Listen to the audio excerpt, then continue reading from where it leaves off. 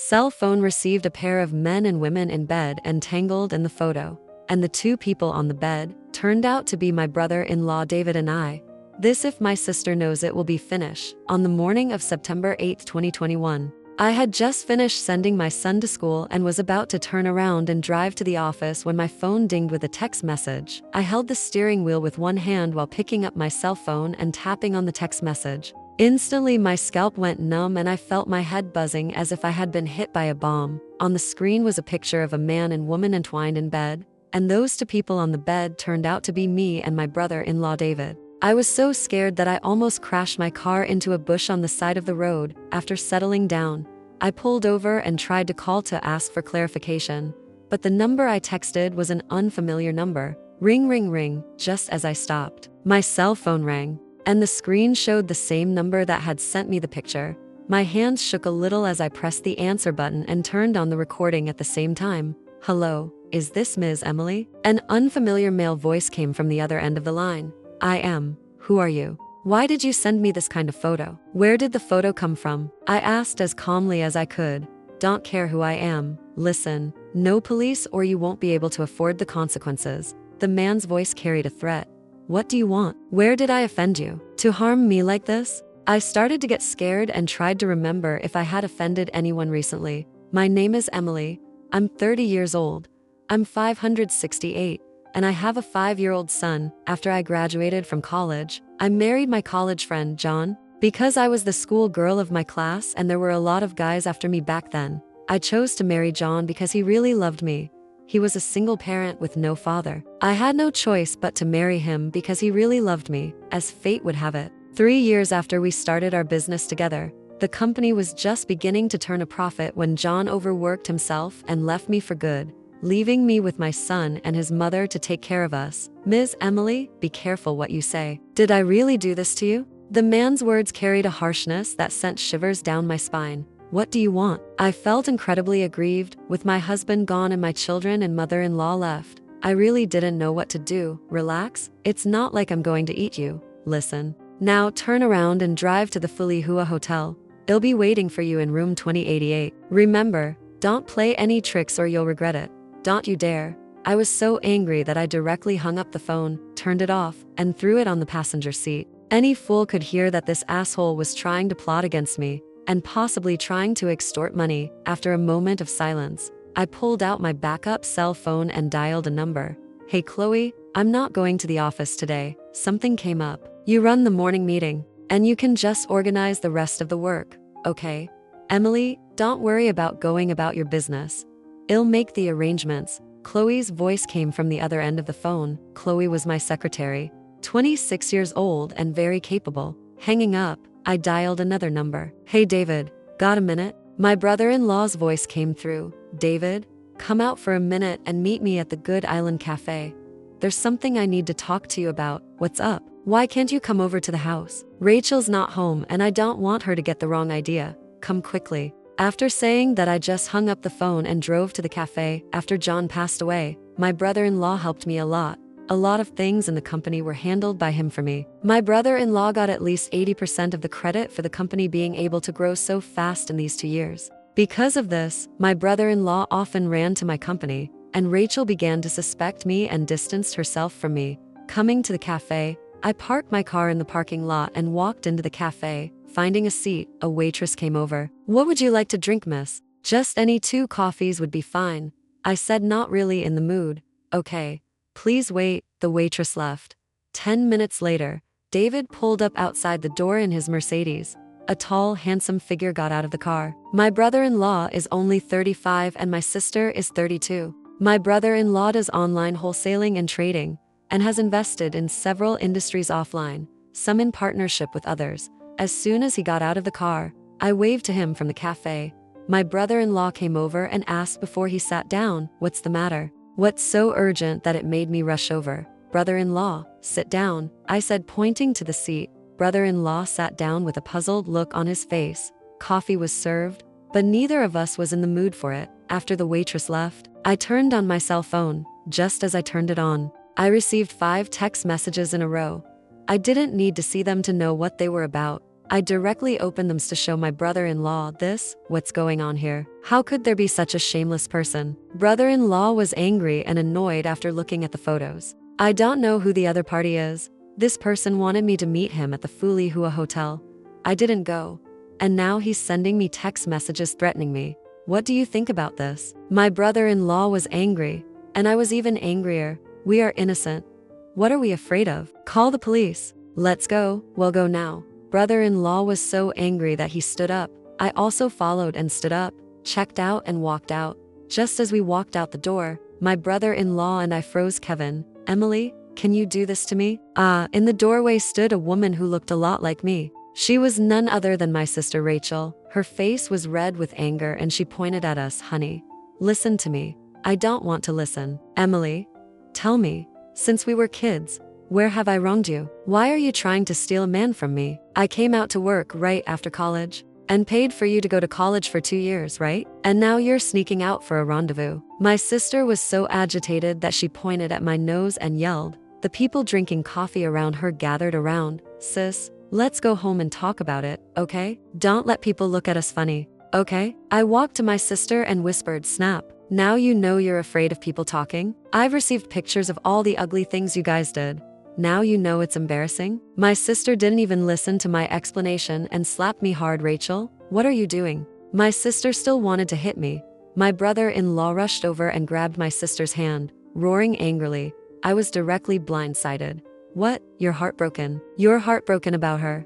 Have you thought about me? If it wasn't for me all these years, would your business have been able to do so well? Oh, David, you heartless. My sister cried as she spoke, pounding her hand on her brother-in-law's chest. It's getting more and more outrageous. Go home and talk. Without another word, my brother-in-law shoved my sister into the car. Emily, you go home first. Wait until I take care of your sister.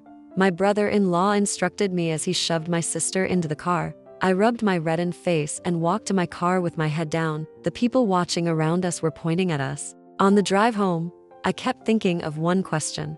Why didn't my own sister believe me? He was my brother-in-law, so how could I do anything to wrong my sister? And even if John had passed away, I hadn't looked for another man in the past 2 years. When I arrived at the door, I was about to open the door with my key when my mother-in-law, Doris, opened the door with a black plastic bag in her hand and was about to go downstairs to throw out the garbage.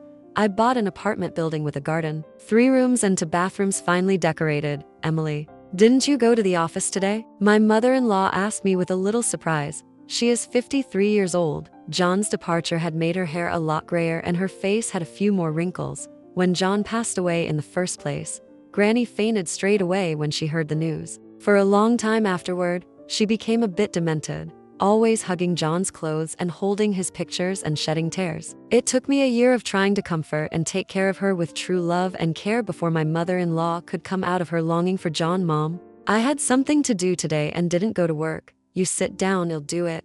I smiled at my mother-in-law and tried to grab the black plastic bag in her hand. No, I'm always bored staying at home. I've recently met a group of friends downstairs, so I'll go chat with them after taking out the trash. My mother-in-law took her hand away from me, not letting me get the plastic bag.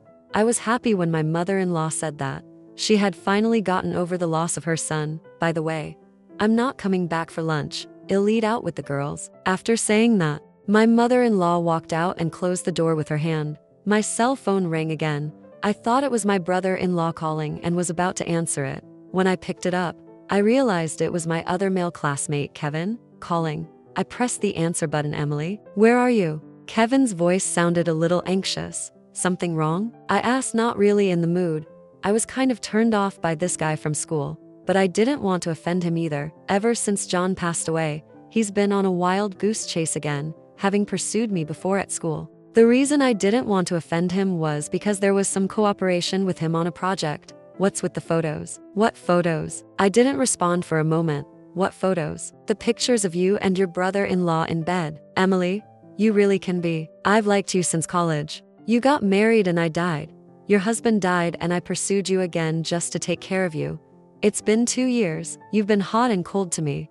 And now you're even getting into bed with your brother-in-law. You shut up. Don't talk nonsense if you don't know. I yelled in anger, and in my heart I was even more scared. Now that the photos were starting to be sent to my sister and then to this male student, I was getting more and more scared.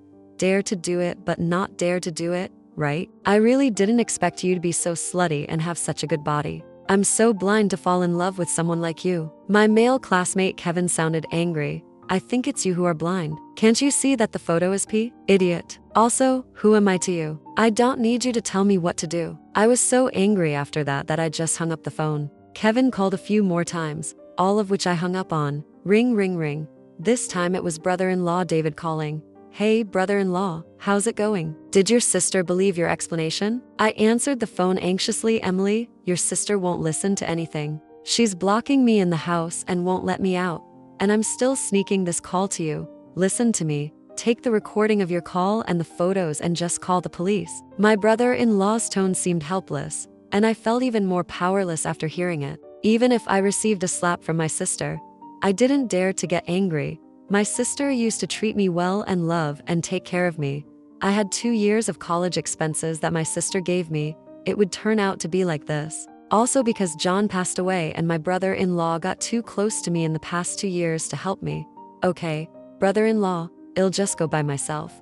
You talk to my sister, and I can swear to God, swear to John, that I definitely didn't wrong her. At the mention of John, I couldn't stop the tears from flowing down my face. For the past 2 years, every time I thought of John late at night, I would break down and cry. He just wanted me to have a good life. That's why he didn't take good care of his health. I always felt in my heart that I had done him harm. Don't say anything stupid. It's going to be okay. You go ahead and call the police, and I'll arrange for a lawyer to come over to you. Uh-huh. I answered softly, hung up the phone, went back out and drove straight to the police station to call the police. I was greeted by a female police officer. Hello. Please show me your evidence and what happened. After entering the room and sitting down, the female police officer smiled at me, holding a pen in her hand, ready to give me a statement. I told the policewoman what had happened and gave her the photos and recordings. After recording everything, I left and next waited for the lawyer arranged by my brother-in-law to come over to deal with it. I had just walked out of the police station when the phone rang again, and when I picked it up, it was my bestie Ashley calling. I answered it. Where are you? Ashley sounded a little anxious. Just heading home, I replied breathlessly. Wait for me at home, I'll be right there. With that, Ashley hung up the phone hastily. I drove straight home as well. When I got home, I hadn't been sitting on the hall couch for long when Ashley rang the doorbell. I walked to the door and opened it. Ashley's tall and beautiful figure appeared in front of me. Once inside, I closed the door and turned to see Ashley not even changing her shoes and looking at me with open arms. I walked up and Ashley hugged me tightly as I shed another silent tear. Don't cry. I'll help you. When we catch that lackluster guy, well, cut his thing into 18 pieces. Ashley patted my back gently. Did you get the picture too? I asked as I got out of Ashley's arms and looked into her big beautiful eyes. Nonsense. Could I be in such a hurry if I didn't receive it? You're really too. You don't tell me first about something like this, Ashley said a little chastisingly, pulling my hand to the couch and sitting down. Who the hell do you think did this? I've been thinking hard and I haven't offended anyone lately. I looked at Ashley helplessly, unable to stop the tears from flowing down my face again. Ashley frowned and pondered for a moment, then suddenly said, hold on, let me think. This kind of thing, it's either coming at you or it's coming at your brother-in-law David. Your brother-in-law's business is so big. Does he have any competitors? I shook my head. I know my brother-in-law's character very well. He has always emphasized on peace and harmony in business. Even if there is competition, he would not engage in such underhanded tactics. Then, could it be someone from your company? Now that you're in charge of such a big company, have you offended any employees or robbed others? Ashley continued to analyze. I thought about it. The personnel changes in the company had always been Chloe's responsibility, and I rarely interfered directly, so I shouldn't have offended anyone. I'm not sure. How about this? I'll give Chloe a call and ask her if there's anything out of the ordinary in the company lately, I said, picking up my cell phone and dialing my secretary Chloe's number. The phone rang a few times before it was picked up. Emily, what can I do for you? Chloe's voice sounded calm. Chloe, has anything strange happened in the company recently? Like, someone is upset with me, or there's some kind of personnel dispute or something? I asked in as calm a tone as possible. Chloe was silent for a while before she said, Emily, when you said that, I remembered something. Some time ago, Mike, from the marketing department, was demoted by me because his performance was not up to standard. He seemed to be very unconvinced at the time and said a lot of nasty things, but I didn't pay much attention to it later, Mike. I remembered.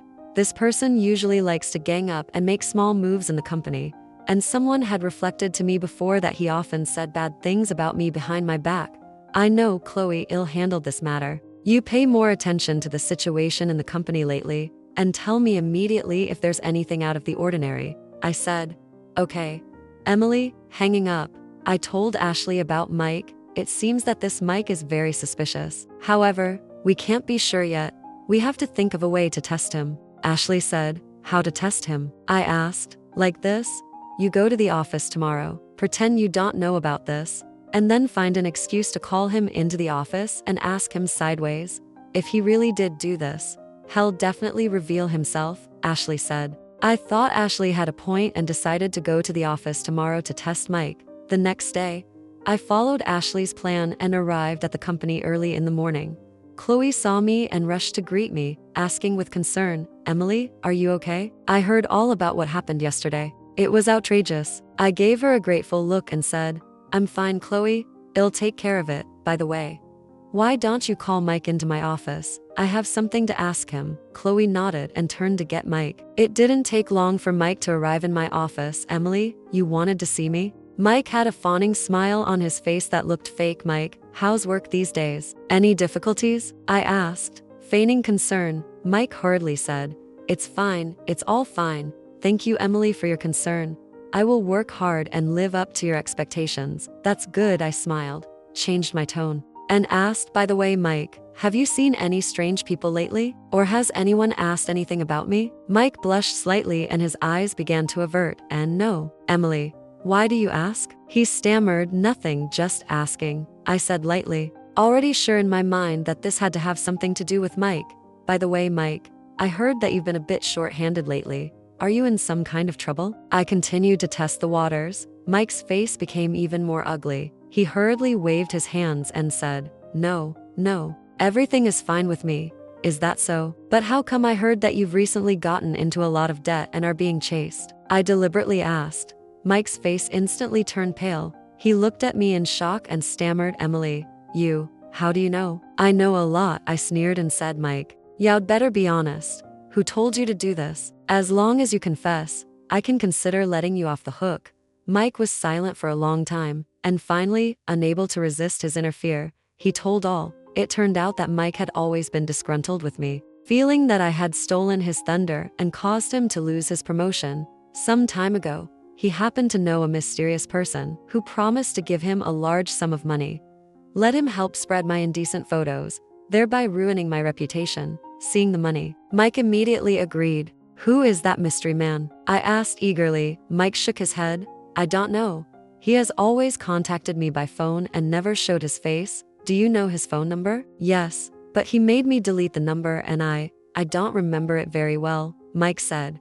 Think about it, and I'll consider mitigating your guilt if you can provide useful clues, I said. Mike closed his eyes and tried to remember, and it took a while before he broke off and gave a number. I immediately asked Chloe to give the number to the police so they could investigate the identity of this mystery man. Meanwhile, Ashley also investigated Mike's bank account through her channels and found that he did receive a large sum of money recently. All the evidence pointed to one person, and that was this mystery man. As long as this mysterious person was found, all the truth could be uncovered. A few days later, news came from the police that the identity of the mystery man had been found out. The result surprised me. That mysterious person was actually my own sister, Rachel. At that moment, I felt like the whole world had collapsed. I had always thought that my sister was only mad at me because of a misunderstanding, but I never thought that she would actually do something so vicious. I couldn't believe my ears and asked in a trembling voice, Are you guys sure? Could it be a mistake? The policeman shook his head gravely. We already have conclusive evidence that the phone number and bank account used by that mysterious person are all registered under Rachel's name. I fell helplessly into my chair, my mind going blank. Why? Why did she do this to me? Where the hell had I wronged her? Ashley held my hand tightly and soothed. Don't think too much. There's got to be something inside this.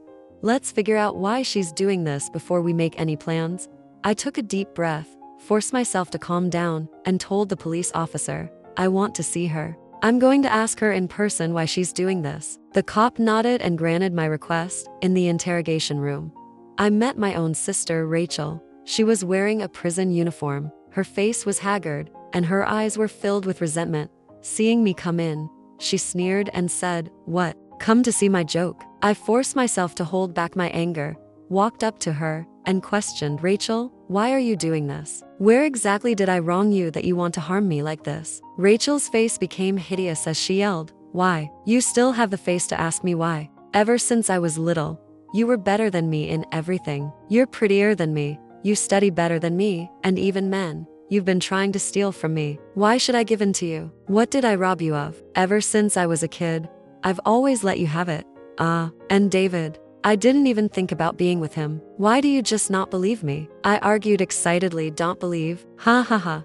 You think I'm going to believe your bullshit? Don't think I don't know that you've been interested in David for a long time. If it wasn't for you seducing him, how would he run to your company every day? If it wasn't for you, how would our marriage have gotten to this point?" Rachel hissed. I closed my eyes in pain, not wanting to listen to her nonsense anymore. "Whatever you say, the law will prove my innocence anyway. You'll have to pay for what you've done in the end," I said, turning around and getting ready to leave. "Pay the price? Oh, even if I go to jail, I won't let you live well," Rachel said viciously. "You think you've won? Let me tell you, you will never be able to compare to me. Even if you're successful and rich, you'll always be a slut who destroys other people's families." I couldn't stand it anymore, turned around and slapped her hard. "This slap is for myself. I've never wronged you. It's your own twisted psyche that puts all the blame on me. From today onwards, I am done with you.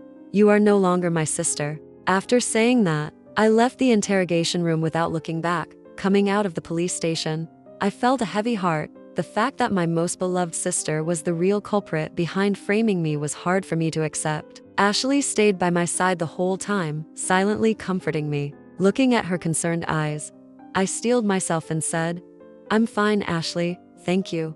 "Silly. What's the point of being polite with me? What are you going to do next?" "That Rachel is not going to stop. You need to be careful," Ashley said. I took a deep breath and a hint of determination flashed in my eyes. "Soldier on, water on. If she wants to play, I'll play with her to the end. I won't let her have her way." In the next few days, I actively cooperated with the police investigation and provided more evidence to prove Rachel's crime. At the same time, I also started to handle the company's affairs to prevent Rachel from getting behind it. However, things were not as simple as I thought. Although Rachel was behind bars, her connections and power still existed. She secretly instructed some people to spread rumors in the company, trying to shake my position. There were even some unknown employees who began to point fingers at me, saying that I had risen to the top by improper means and that I was a woman who didn't abide by the ways of women. I felt unprecedented pressure. I was on the verge of breaking down from internal and external problems just when I was at my wit's end. My brother-in-law David suddenly came to me. With a guilty look on his face, he said, "I'm sorry, Emily. It's all my fault, causing you to suffer so much. If it wasn't for me, your sister wouldn't be like this." I shook my head and said, "It's not your fault, brother-in-law. She can only blame herself. By the way, how are you doing now? What happened to your sister has affected you a lot, right?" David sighed and said, "The company is in a mess. Many partners canceled their orders, and the bank is urging me to pay back the loan. If this continues, my company will go bankrupt. Don't worry, brother-in-law, I'll help you," I said. David looked at me in surprise and said, "You help me? You can't even protect yourself now. How can you help me?" I smiled slightly and said, "You forgot that I am now the president of Ruin Group. As long as I'm willing, I can help you through any time." David then remembered that I had long since stopped being that little girl who needed his care back then, but a strong woman who could stand on her own. "You're really willing to help me?" he asked with some disbelief. I nodded and said, "Of course, we are family. Who will I help if not you?" With my help, David's company was soon out of the woods. Those partners who canceled the order, Ray signed the cooperation agreement with me, and the bank also agreed to extend the repayment. David gratefully said to me, "Emily, thank you, really thank you so much. I will definitely repay you in the future." I smiled and said, "Brother-in-law, you don't need to thank me. As long as you treat your sister well in the future, I'll be satisfied." David nodded and said, "Don't worry, I will. When she comes out, I will definitely take good care of her and make up for the mistakes I made before." After settling David's matter, I began to put all my energy into dealing with this matter of Rachel. I hired the best lawyers and gathered more evidence to make sure that Rachel gets the punishment she deserves. At the same time, I began to fight back against those who spread rumors in the company. I decisively fired several employees who led the trouble and clarified the facts publicly. My strong-arm tactics quickly stabilized the company. Those who were originally skeptical of me renewed their trust in me and worked harder to create value for the company. After a period of preparation, Rachel's case finally went to trial. In court, I exposed Rachel's crimes without mercy and demanded a huge amount of compensation. Rachel knew that she had committed a serious crime and was powerless to argue, so she could only bow her head and admit her guilt in the end. The court sentenced Rachel to 15 years in prison and compensated me for the huge loss. When I heard the verdict, I breathed a long sigh of relief, and a big stone that had been weighing on my heart finally fell to the ground. Rachel was duly punished, and I was completely cleared of any wrongdoing and became a highly respected, strong woman in people's eyes. My company's performance was booming, and its market value soared to become the industry leader. I also won numerous honors and titles, and became the focus of attention from all walks of life. But I am not complacent.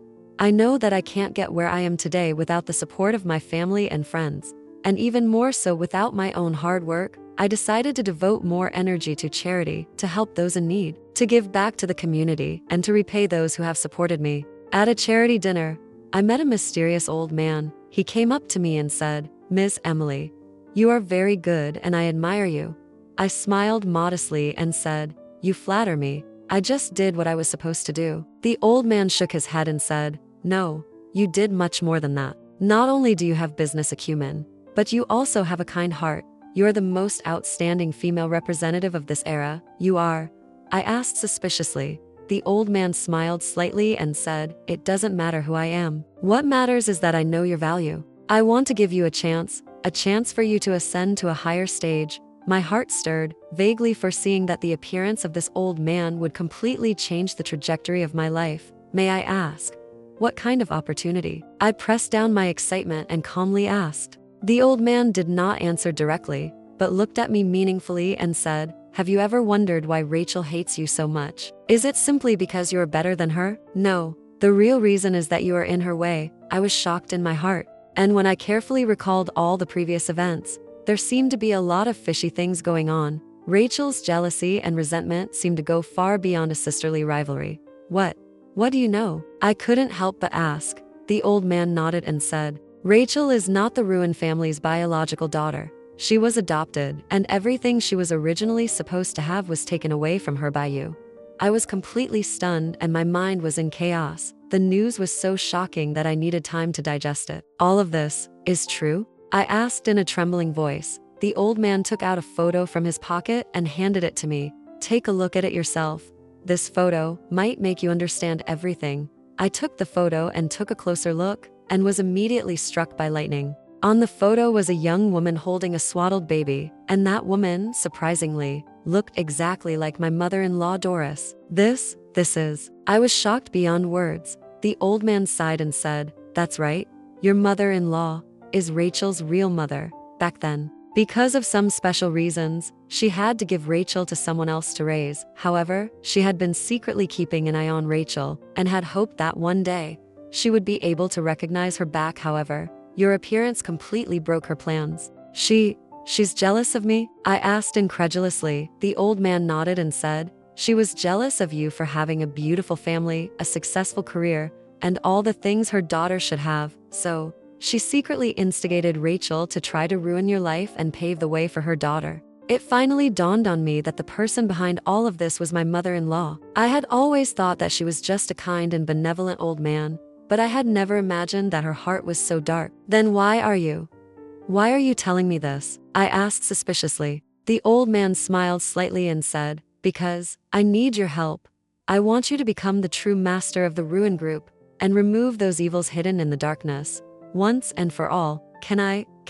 I asked with some hesitation. The old man looked at me encouragingly and said, "Believe in yourself. You have the ability. Moreover, I will silently support you."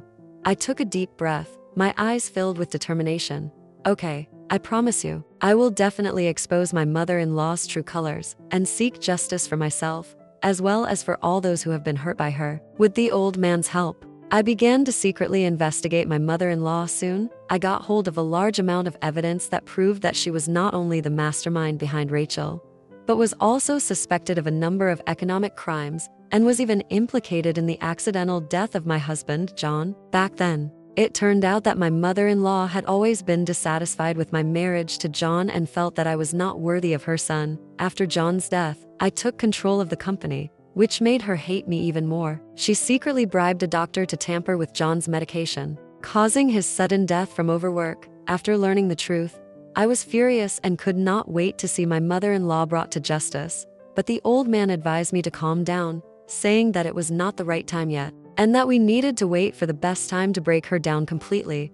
I followed the old man's advice and continued to hibernate, secretly building up my strength while stabilizing my position within the company. I gathered more evidence and waited for the moment of revenge. A few months later, the old man told me that the time was right. He handed me a document and told me that by making it public, he could completely destroy everything in the Ruin family. I took the document, saw what was inside, and was shocked beyond words. It turned out that the Ruin family had gotten rich not by their own efforts, but by improper means. They had accumulated a large amount of wealth through smuggling, tax evasion, and other illegal activities. All of this incriminating evidence was recorded in detail in this document. Is this true? I asked with a trembling voice. The old man nodded and said, "These are all the evidence I've collected over the years. Enough to bring the Ruin family to ruin." I took a deep breath and gripped the documents in my hands with determination in my eyes. "Fine, I promise you, I'll make this document public, so that the Ruin family will be duly punished." Under the old man's arrangement, I held a grand press conference. At the conference, I publicized all the incriminating evidence of the Ruin family and accused my mother-in-law of murdering my husband John. My accusation shocked the entire community. Countless people began to denounce the Ruin family and demanded that the government severely punish the murderer. Pressured by public opinion, the government immediately launched an investigation. Soon, my mother-in-law and all the people involved in the Ruin family were arrested and brought to justice. In court, I testified in person and exposed all the crimes of the Ruin family in front of the hard evidence. My mother-in-law could no longer deny her guilt and could only bow her head and confess. In the end, the court sentenced my mother-in-law to death with a 2-year reprieve and deprived her of her political rights for life. All the people involved in the Ruin family were severely punished by the law. The Ruin family was completely destroyed, and I became the embodiment of justice. Admired by everyone, not only did I inherit the Ruin group, but I also gained the support of the old man and became a significant figure in the business world. In my career, I achieved great success, growing the company and becoming an industry leader. In life, I also found my own happiness and met a man who truly loves me. I finally got rid of the shadow of the past and ushered in a brand new life. At a charity dinner, I met the old man again. He looked at me and smiled gratefully and said, "Ms. Emily, you did well. You didn't let me down." I looked at him gratefully and said, "It's all thanks to you. Without you, I couldn't have gotten this far." The old man shook his head and said, "No, this is your own effort. I just gave you a chance, and the one who truly changed your fate is yourself." After saying that, the old man turned around and left, leaving me standing alone. Feeling the joy of rebirth, I knew that my legend had just begun. The road ahead is still long, and I will continue to work hard to create even more brilliant achievements and contribute my share to this world. Daily updates of good-looking, high-quality romance novels. Your subscription is welcome. The full text is finished.